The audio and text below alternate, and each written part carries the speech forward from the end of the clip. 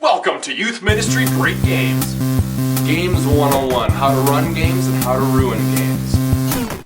First way to run a game is you want to make sure that the game is easily accessible for everyone. You don't want to necessarily pick a game that is too similar to a sport. Doesn't mean you can't play soccer with some of your kids, but the kids that play soccer, that play football, whatever, are automatically going to have that advantage if you're playing a game that is the same as a sport. So you want to make sure that everybody has the same entry points, that nobody has the advantage over someone else.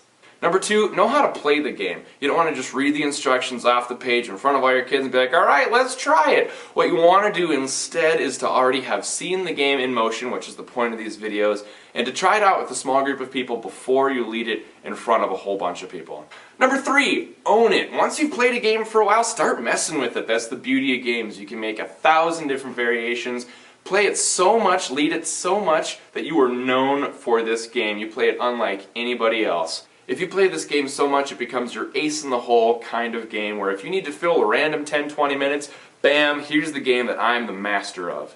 Next, change it up. When you've played a game too many times, it can get a little bit stale. Try changing the point of the game. Try changing how you move in the game. Try adding just some random crazy twist that really suits your youth ministry. Go ahead and have fun with their games. That's what you're supposed to do.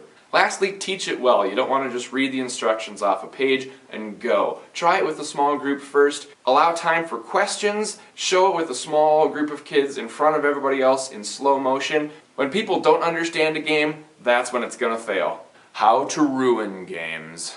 Hey everyone, let's play a game!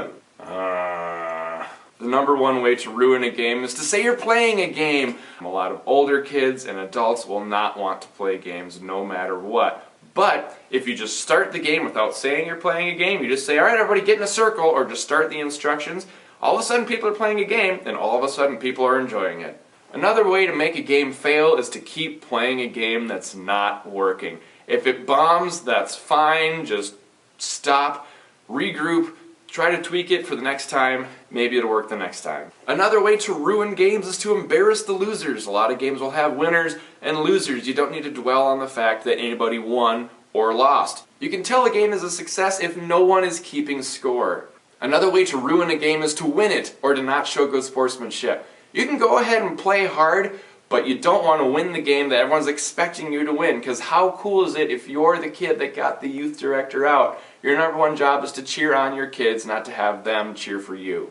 This last one is personal, but I hate games that waste food. There are a lot of people in the world, both global and local, that don't have enough food. Having games that waste food is just an insult to that. Don't just schedule a big food fight. Kids have died playing Chubby Bunny, and there's this other game called Dizzy Bat where you have to slam a 7-Up, eat a banana, and spin around really fast until you throw up. Gross.